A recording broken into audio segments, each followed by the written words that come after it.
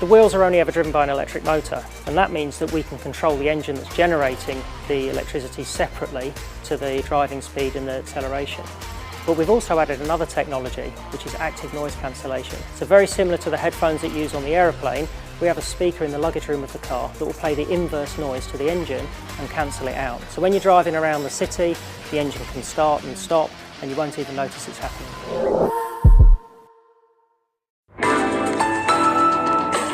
A LISTNR production.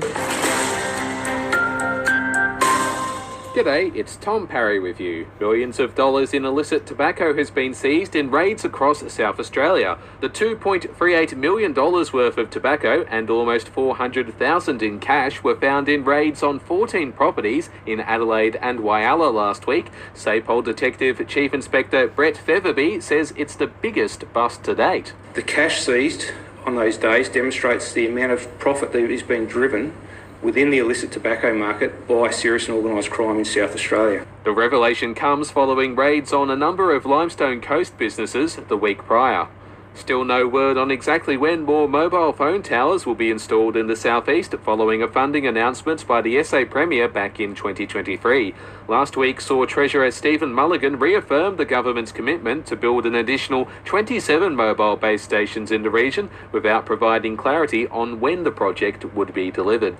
Employees of Kimberly-Clark Australia appear to have endorsed a restructure of the company that will see its operations run under a new entity known as Kimberly-Clark IFP. The Millicent Mills workers are among those subject to the restructure, which had previously been approved by their union. And ratepayers in Grant District are being invited to a couple of coastal adaptation strategy community workshops this week. Mayor Kylie Boston says anyone is free to attend with no registration for the events required. But we've just asked people to come along between 6 and 8 p.m. down at the Port MacDonald complex Tuesday night, and then Wednesday night at the Carpenter Rocks Community Hall at the same time. After this, there is no turning back. You sip the red can, the story ends. You sip the black can, you enter dreamland. And I show you just how good the truth can taste.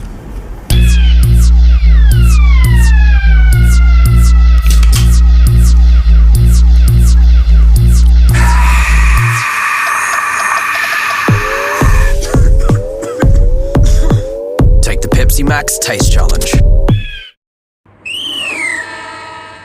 Lucindale will appear in the Millicent and Narracourt Cricket Association's A-grade decider following a semi-final win on their home deck against the Warriors on Saturday. That clash saw the Roos posting 8 for 206 off their 40 overs before going on to bowl out their opponents for 116 in 31 overs.